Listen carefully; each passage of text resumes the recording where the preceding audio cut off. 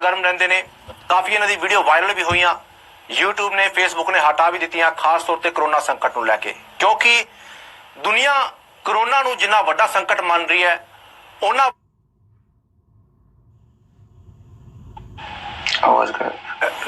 Doctor साहब हमदर्द TV ते निघा स्वागत है तुहाडा। थैंक यू धन्यवाद। सो सर सब तो पहले मैं तुहाडे तो पूछना चाहुंदा कि क्योंकि तुहाडी काफी वीडियो भी मैं देखियां, तुसीं ये कह रहे हो कि कोरोना उन्ना वड्डा संकट नहीं जिन्ना लोग इस नूं मन रहे ने।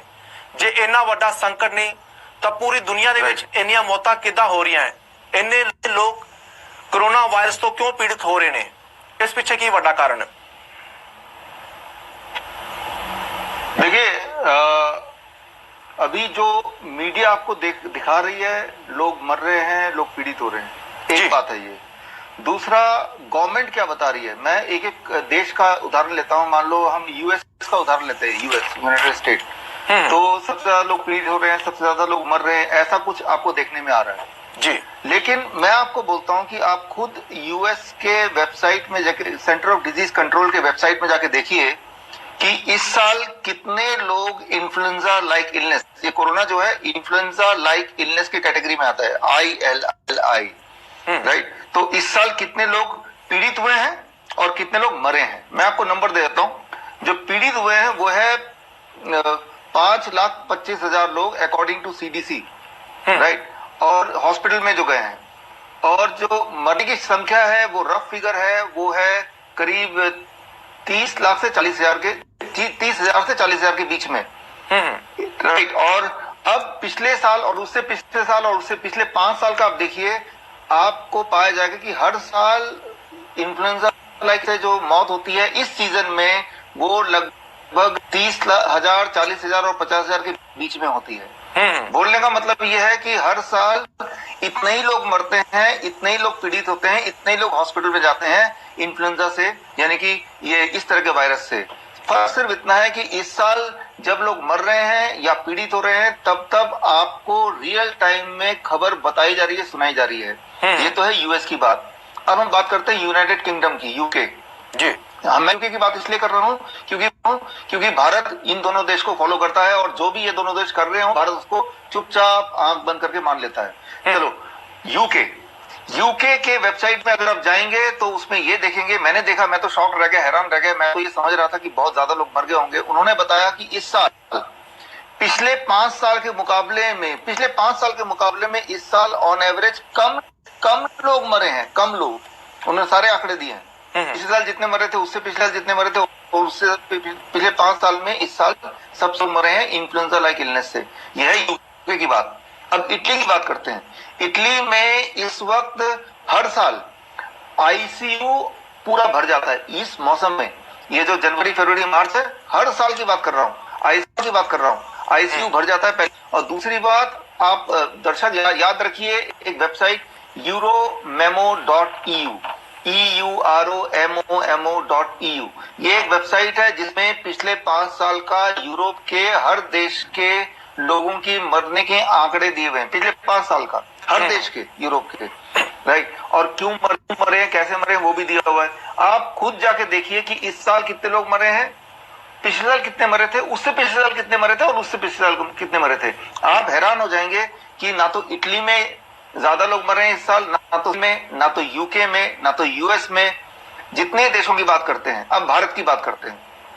भारत में हर साल इन्फ्लुएंजा लाइक इलनेस, आप याद रखिए इसको ILI बोलते हैं, की वजह से हर साल करीब 3.5 लाख लोग मरते हैं। 3.5 लाख लोग मरते हैं, हर साल मरते हैं 3.5 लाख। कभी उसमें H1N1 का नाम बोल देते हैं, कभी डेंगू के नाम बोल देते हैं, लेकिन total number of death is 3.5 lakh. 3,40,000 से लेके 3,50,000 तक। तो मैं ये बोलना चाह रहा हूँ, इस बार फर्क सिर्फ इतना है कि जब कभी भी दुनिया में मौतें हो रही हैं because of influenza like illness, या जो भी हम कोरोना बोलते हैं या कोविड बोलते हैं, तब आपके मोबाइल पे रियल टाइम में खबर आती है। अखबार के फ्रंट पेज में देखिए, पिछले 2 महीने से सिर्फ एक ही खबर आ रही है, कोरोना। मैं पूछता हूं, क्या हार्ट अटैक से लोग मरना बंद हो गया? डेंगू से लोगों का मरना बंद हो गया? H1N1 से लोगों का मरना बंद हो गया? वो भी मर रहे हैं जैसे पहले मरते थे, लेकिन आपका सारा ध्यान एक एक मौत पे, कोरोना के मौत पे। में लिया जा रहा है। तो ओवरऑल पूरे वर्ल्ड में इस साल एक भी एक्स्ट्रा लोग नहीं मर रहे हैं, उतने ही लोग मर रहे हैं जितने हर साल मरते हैं। आप गवर्नमेंट के आंकड़े देखिए। डॉक्टर राय, मैं आपके बीच में बात रोक रहा हूं। आप कह रहे हैं कि उतने ही लोग मर रहे हैं जितने हर साल मरते हैं, पर ये उतने लोग तब मर रहे हैं जब पूरा विश्व लॉकडाउन है। बड़े देशों ने लॉकडाउन कर रखा है, काफी सारी इंस्ट्रक्शन है, लोगों को घरों से बाहर नहीं निकलने दिया जा रहा, पर इसके बावजूद ये लोग मर रहे हैं। अगर आपको लगता है कि फिर लॉकडाउन खोल देना चाहिए, कर्फ्यू खोल देना चाहिए? देखिए, अगर आपको सबको ये लगता है कि लॉकडाउन है तो कुछ जान बची हुई है, अगर लॉकडाउन नहीं होता तो और ज्यादा लोग पीड़ित होते, कोरोना हर एक के बॉडी में घुस जाता और दहशत मच जाती। वो तो लॉकडाउन की वजह से बचे हुए हैं। मैं आपको याद दिलाना चाहता हूं, दुनिया में अभी भी बहुत सारे देश हैं जहां पे लॉकडाउन हुआ नहीं है। मैं एक उदाहरण लूंगा, जापान। याद कीजिए, चाइना के बाद सबसे पहले कोरोना कहां पहुंचा था? जापान में पहुंचा था।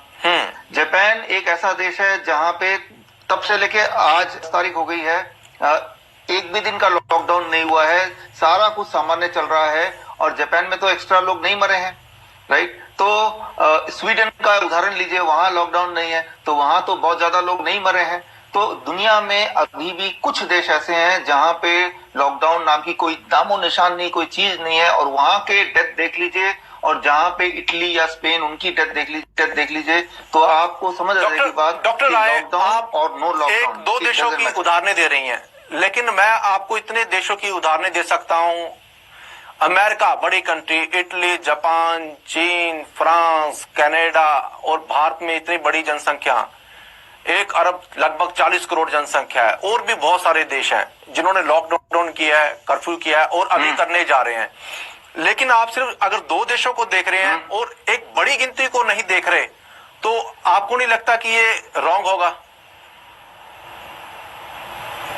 हाँ, मैं इसको एक उदाहरण में, मुझे 2 मिनट टाइम से इसको समझाने में, समझिएगा जी।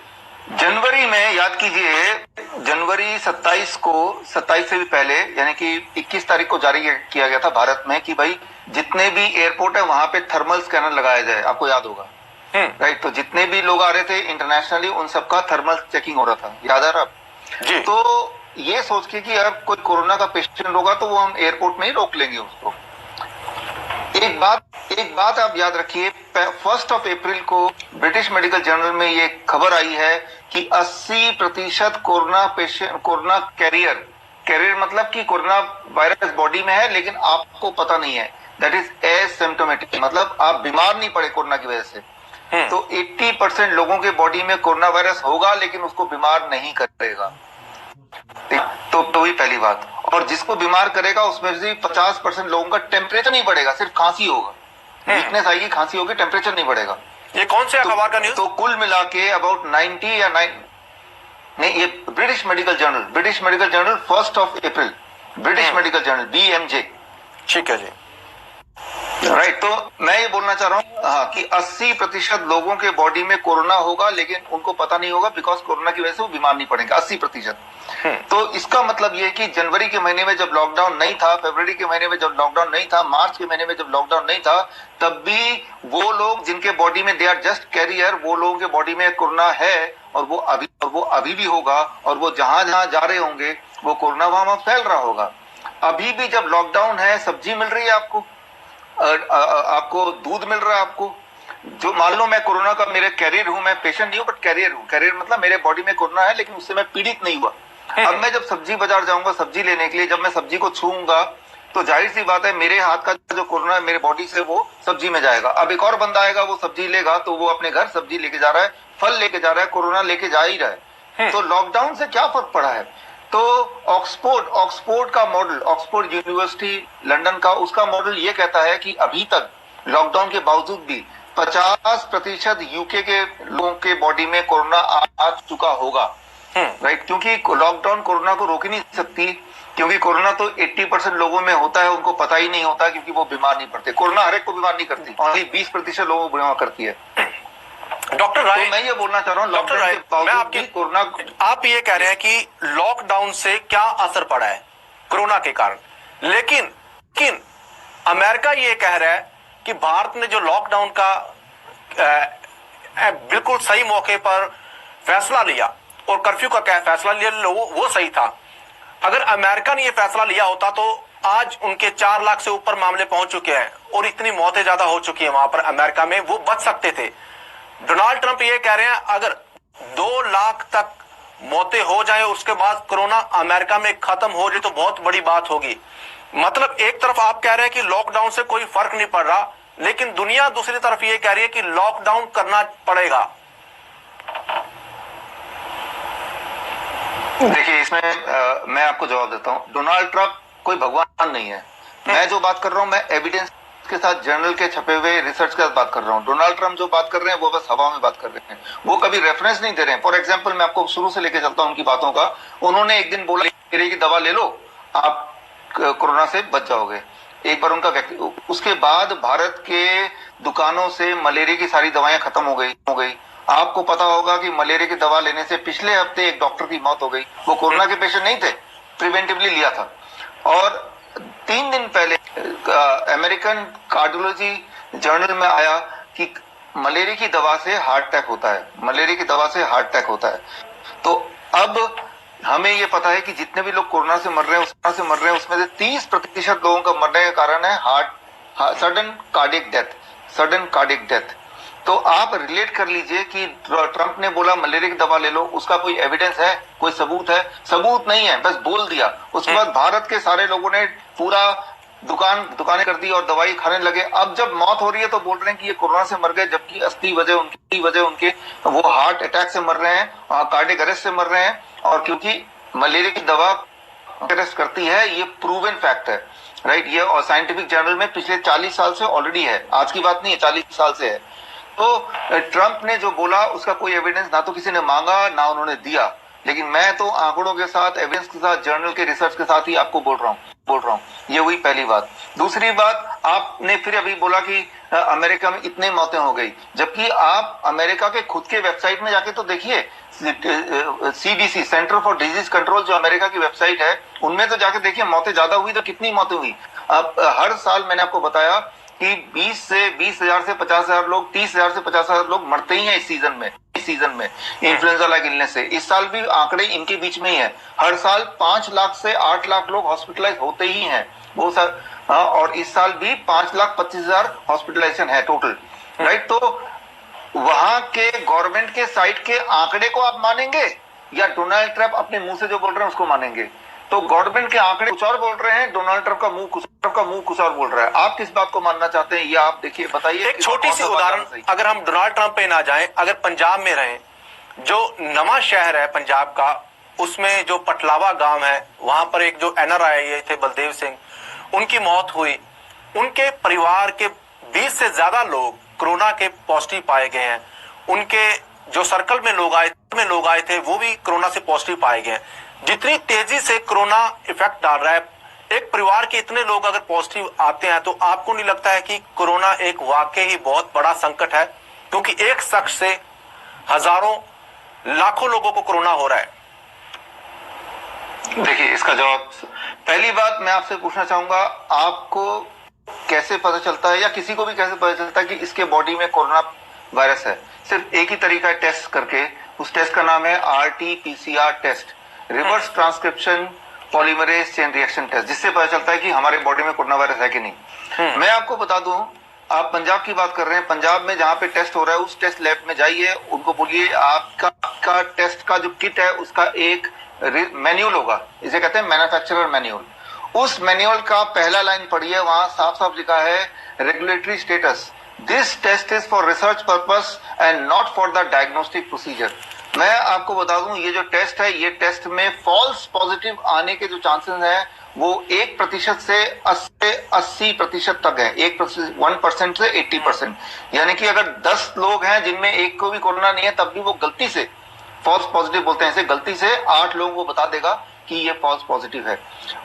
मैं एक और उदाहरण देता हूं, CDC, मैंने CDC का बात बार बार कर रहा हूं, सेंटर ऑफ डिजीज कंट्रोल, क्योंकि भारत इसी को फॉलो करता है। CDC के अपने वेबसाइट में लिखा है, मैं आपको भेज सकता हूं, दर्शकों को मैं भी लिंक दे दूंगा 1 मिनट बाद। अपने वेबसाइट में लिखा है, ये जो टेस्ट है RT-PCR, इस टेस्ट ये कोरोना के पेशेंट को कितना डिटेक्ट कर पाएगा, इसकी अभी तक हमने पुष्टि नहीं की है, समझिए इस बात को। तो जो डायग्नोस्टिक टेस्ट बेसिस मान रहे हैं कि भाई इससे पता चल रहा है कि कोरोना वायरस है कि नहीं, उस टेस्ट पहली बात तो वो रिकमेंडेड ही नहीं है, वो रेगुलेटरी स्टेटस ही नहीं है उसका, और दूसरा सीडीसी भी बोल रहा है ये टेस्ट का हम कोई गारंटी नहीं ले रहे हैं कि ये ठीक से काम करता है कि नहीं।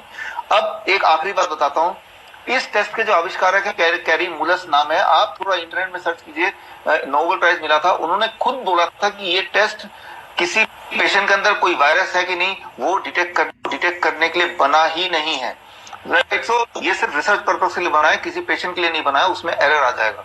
तो बोलने का कि हम क्यों मान लें कि इन 10 के 10 को पेशेंट को कोरोना वायरस है। अच्छा, अब जो सारी बातें अब तक मैंने बताई है, अगर आपको रिसर्च पेपर चाहिए जो मैंने आंकड़े दिए हैं, तो सिर्फ इतना याद रखिए, विश्वरूप, मेरा नाम है विश्वरूप BISWAROOP.com/कोरोना बुक, इतना आप टाइप करेंगे तो आपके सामने जितने रिसर्च पेपर के नाम लिए वो एक साथ आ जाएंगे, आप खुद देख सकते हैं।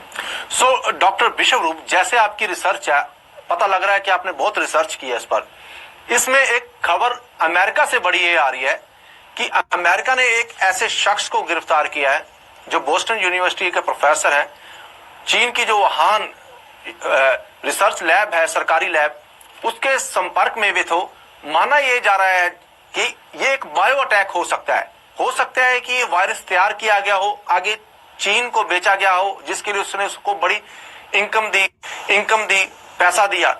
सो आप इन खबरों को कैसे देखते हैं कि वाकई ये खबरें सच हैं, ये एक जैविक अटैक हो सकता है, जैविक हथियार हो सकता है, बायो अटैक है ये?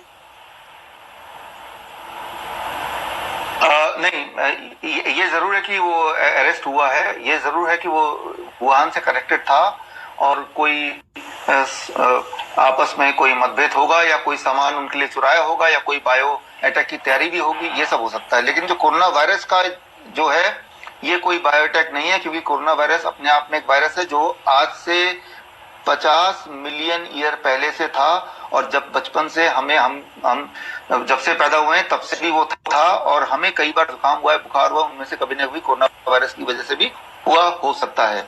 तो कोरोना वायरस हमसे पहले से था और हमारे बाद भी रहेगा। तो सिर्फ नया यह है कि उसको डिटेक्ट करने का जो डायग्नोस्टिक किट है उसको लॉन्च कर दिया, जिससे आपको पता है कि अब कोरोना वायरस शायद है शायद नहीं है। तो मैं दोनों को रिलेट नहीं करके देख रहा।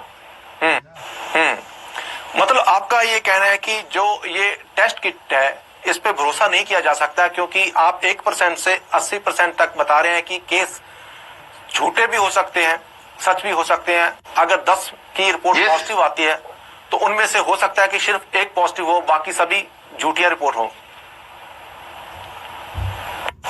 यस, ये मैं नहीं बोल रहा हूँ, ये जो रिसर्च पेपर बोल रही है, जो जिसका मैंने लिंक दिया, आप खुद भी देख सकते हैं, और मैं भी ये मानता हूँ, लेकिन ये रिसर्च पेपर को देख के तब मैं बोल रहा हूँ। जी, सो डॉक्टर राय, दुनिया इस वक्त डरी हुई है, घर में बैठे हैं, बहुत सारे लोग बाहर निकलने से भी डर रहे हैं। सो इस माहौल में आप क्या लोगों को सलाह देना चाहेंगे, सरकारों को क्या सलाह देना चाहेंगे, और जो प्रशासन है उनको क्या एडवाइस देंगे? देखिए, एक बात आप समझिए कि ये वायरस तो है, पहली बात, लेकिन ये वायरस उतना ही खतरनाक है जितना कि फ्लू वायरस होता है। फ्लू हर साल हम और आप जैसे लोगों को, जो एडल्ट है, उनको साल में कम से कम एक बार होता है, और बच्चों को साल में कम से कम 5 बार होता ही है। तो फ्लू वायरस से बचपन से अभी तक हमने हजारों बार लड़ाई लड़ी और जीती, तभी हम जिंदा हैं। इसीलिए अगर कोरोना वायरस आ भी जाएगा तो मैं आपको बता सकता हूँ आप दोबारा जीत जाएंगे, क्योंकि ये जंग आपने जीती हुई है पहले भी हजारों बार। तो कोरोना वायरस एक फ्लू वायरस है, इसमें मोर्टलिटी रेट, मरने की जो संभावना है वो 0.1% है। 0.1% according to New England Journal of Medicine 26 March. 0.1% का मतलब अगर 1000 लोगों को से पीड़ित होंगे तो उसमें से कोई एक मरेगा, 999 लोग ठीक हो जाएंगे। ये बहुत ही बड़ा रेशियो मानेंगे, अच्छा रेशियो मानेंगे, डरने की कोई बात नहीं, पहली बात। और दूसरी इंपॉर्टेंट बात है, इसमें जो इन्फेक्शियस रेट है, फैलने की जो क्षमता है इसकी, वो 2 है, 2.2, मतलब 1 से सिर्फ 2 को फैलेगा, जितना कॉमन कोल्ड होता है। जुकाम में भी इतना ही होता है। अगर आपको जुकाम हो गया तो ऑन एवरेज आप 2 लोगों तक जुकाम पहुंचा देंगे, बस। आप 10 लोगों तक नहीं पहुंचा पाएंगे ऑन एवरेज की बात कर रहा हूं। तो इससे उतना डरिए जितना फ्लू से डरते हैं, जितना कॉमन कोल्ड से डरते हैं। अब आता है अगर इसको ठीक कैसे करें, प्रिवेंट कैसे करें। प्रिवेंट करने का सबसे आसान तरीका याद 2 ग्राम विटामिन सी रोज खा लीजिए। 0.2 ग्राम कोई टैबलेट से नहीं, कोई टॉनिक से नहीं, फलों से। जैसे 1 अमरूद खाइए बड़ा, या 2 संतरे खाइए मीडियम साइज, या 4 टमाटर खा लीजिए, या आम के सीजन में 3 मैंगो खा लीजिए, या फिर इतना जितना हाथ में, इतने मटर खाएंगे जितना आपके हाथ में आ जाए तो भी 0.2 ग्राम चला गया। या फिर कोई भी 3-4 फल ले लीजिए और 400 ग्राम बना लीजिए और खा लीजिए, तो 0.2 ग्राम से ज्यादा आपको मिल जाएगा। तो 0.2 ग्राम विटामिन रोज आपके पेट में जाएगा तो 80% कम चांसेस हो जाएंगे कोरोना वायरस या कोई भी और इन्फ्लुएंजा वायरस आप पे अटैक करे। 80%। ये तो हुआ प्रिवेंशन। अब एक आखिरी बात, क्योर। अगर तो हम क्योर कैसे करें? देखिए, याद रखिए कि वायरस की कोई दवा होती नहीं है, अभी तक तो नहीं बनी। तो क्योर कौन करता होगा अभी तक, बचपन से अभी तक? आपकी खुद की इम्यूनिटी। तो 3 दिन में 72 आवर्स में मैंने देखा है, चाहे वो डेंगू हो या H1N1 हो या जीका हो या मीका हो, चीज हो फॉर दैट मैटर। इंपॉर्टेंट ये नहीं कि वायरस कौन सा, इंपॉर्टेंट है कि जैसे ही कोई वायरस बॉडी में गया तो हलचल होगी। हलचल मतलब जैसे ही आपको पहला सिम्टम आया कि मुझे फीवरिश लग रहा है, मुझे जुकाम लग रहा है, तो जैसे ही पहला सिम्टम या मुझे वीकनेस लग रहा है, पहला सिम्टम आते ही अगले 3 दिन के लिए ये एक फॉर्मूला अपनाइए। आप देखेंगे 3rd डे तक, एक्सपीरियंस है पिछले 12 साल का, 3rd डे तक शाम तक पेशेंट ठीक हो जाता है। 3 स्टेप 1 मिनट में बताऊंगा। पहला स्टेप, आपका बॉडी वेट डिवाइड बाय 10। मेरा बॉडी वेट मान लीजिए 60 kg है, 60 kg divide by 10, it become 6 glasses coconut water and 6 glasses of citrus fruit juice. मौसमी, संतरा, केनो, ऑरेंज का जूस पूरे दिन भर में, यानी कि 12 ग्लास हो गए 60 kg बंदे के लिए। कुछ नहीं खाना है, कुछ नहीं पीना है, और जब पियेंगे तो ऐसे पीजिए, चाय पीते हैं धीरे धीरे। ये पहला दिन जैसे आप करेंगे, शाम तक आपको लगेगा टेम्परेचर है तो सही 101 102 से ऊपर नहीं जाएगा श्योरली, पहली बात। दूसरी बात, आप कमजोरी उतना फील नहीं करेंगे जितना नॉर्मली फ्लू में करते थे। अब डे 2, सेकेंड डे में फॉर्मूला चेंज हो जाएगा। आपका बॉडी वेट डिवाइड बाय 20। मतलब मेरा बॉडी वेट मान लो 60 kg डिवाइड बाय 20 कितना होता है?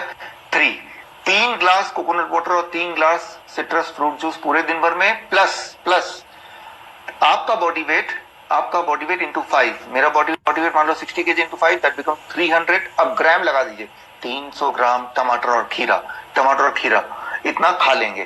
तो ये हो गया डे 2 के शाम तक आपका टेम्परेचर अब 101 100 उसके नीचे रहेगा, आप कंफर्टेबल हो चुके होंगे काफी हद तक। डे 3, तीसरे दिन का फॉर्मूला और चेंज हो जाएगा। आपका बॉडी वेट डिवाइड बाय 30। मेरा बॉडी वेट है 60 kg मान लो, डिवाइड बाय 30 कितना हुआ? 2 ग्लास कोकोनट वाटर और 2 ही ग्लास बड़ा ग्लास सिट्रस फ्रूट जूस 12 बजे तक। लंच में वही आप करेंगे जो कल खीरा और टमाटर लिया 300 ग्राम। डिनर तक आप शॉक्ड रहेंगे, सरप्राइज हो जाएंगे कि आप ठीक हो चुके हैं। तो डिनर आपको नॉर्मल वेजिटेरियन खाना है, कम तेल और कम नमक वाला। बस 3 दिन हो गया, चौथे दिन अपने काम में लग जाइए। इतना ही सिंपल फॉर्मूला है, लेकिन ये हर बार काम करता है, हर बार। सो डॉक्टर विश्वरूप जी, आप डाइट के स्पेशलिस्ट हैं, खास तौर पर जिनको डायबिटीज है, शुगर है, उनको आप डाइट के जरिए ठीक करते हैं, पोषक के माहिर हैं आप। तो अभी हॉस्पिटल में लोग नहीं जा पा रहे लॉकडाउन के कारण, और कर्फ्यू के कारण भी नहीं जा पा रहे, तो जिनको डायबिटीज है तो उनको क्या आप एडवाइस देंगे? क्या डाइट चार्ट है उनके लिए? देखिए, बड़ा सिंपल है। अगर आपको डायबिटीज है, अगर आपको हार्ट डिजीज है, स्पेशली किडनी फेलियर है, किडनी के लोग डायलिसिस के लिए नहीं जा पा रहे हैं जी, है ना, तो अगर आपको किडनी फेलियर है तो ऐसे पेशेंट्स को, जो लाइफस्टाइल डिजीज है या हार्ट डिजीज है, तो ऐसे पेशेंट्स को 3 स्टेप डाइट कर लेंगे तो दवाई की भी जरूरत नहीं पड़ेगी। और मैं वार्निंग दे रहा हूं कि दवा अगर लेंगे तो ब्लड प्रेशर और घट जाएगा, ब्लड शुगर बहुत घट जाएगा, राइट। इसलिए दवा आपको 50% कम करना पड़ेगा, तब जाके वही ब्लड शुगर रहेगा जितना भी पूरी दवाई से होता है। 3 स्टेप क्या है? स्टेप 1, 12 बजे तक आपको सिर्फ फलों पे रहना है। कितना फल? आपका बॉडी वेट इंटू 10। मान लीजिए मेरा बॉडी वेट 60 kg इंटू 10 कितना हुआ? 600 ग्राम फल, 3 से 4 तरह के फल। वो फल कुछ भी हो सकता है, केला है, अंगूर है, चीकू है, मीठा फल है तो और अच्छा है। डायबिटीज के पेशेंट को मीठा फल बहुत अच्छा रहता है। तो 3 से 4 तरह के फल कम से कम बोल रहा हूं मैं, आपका बॉडी वेट इंटू 10।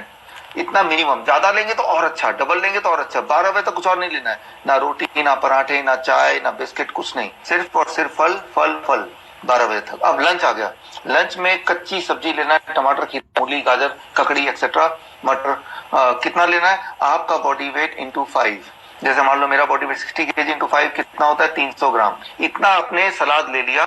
इतना खाने के बाद अगर पेट में जगह है तो वेजिटेरियन खाना खा लीजिए जितना मन करे, रोटी सब्जी दाल चावल। ये हो गया सेकंड स्टेप।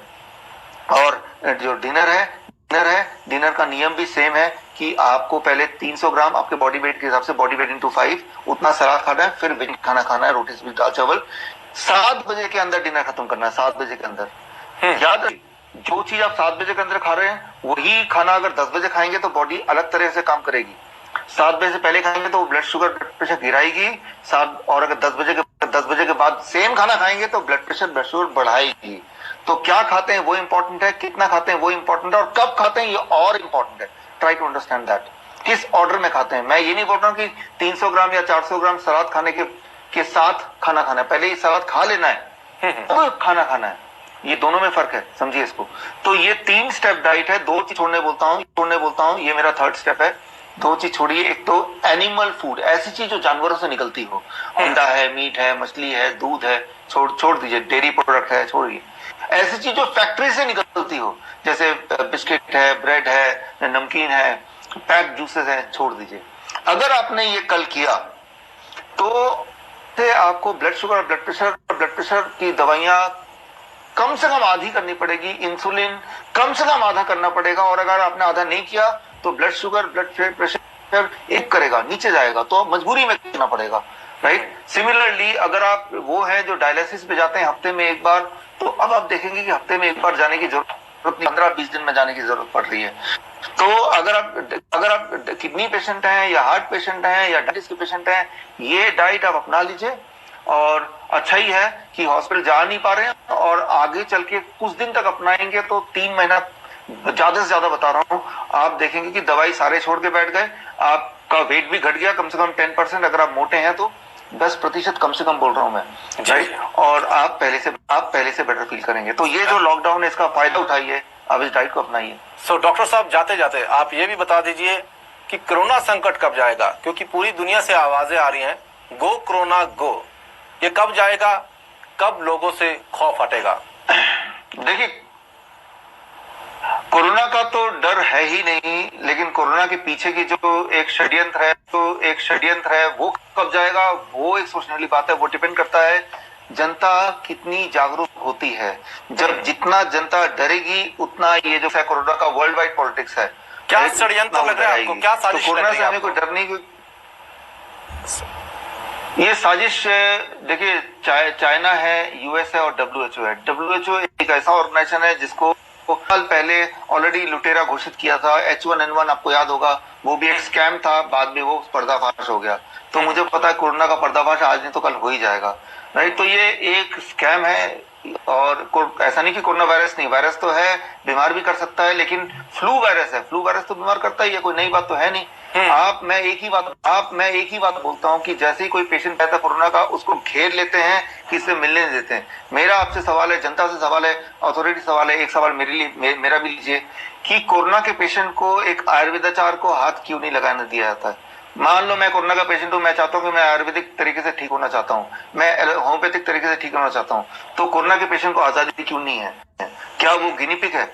जिस तरीके से उनका इलाज हो रहा है, एंटी मलेरियन ड्रग, HIV की दवाइयां, एंटीबायोटिक, ये कोरोना एक वायरस है और एंटीबायोटिक, जब एंटीबायोटिक देंगे, मलेरिया की दवा देंगे, क्योंकि कोरोना और मलेरिया 2 अलग चीजें हैं, तो क्या होगा, इससे पेशेंट का हार्ट एकदम से तेजी से बढ़ता है, जिससे उनकी डेथ होने के चांसेस बनते हैं।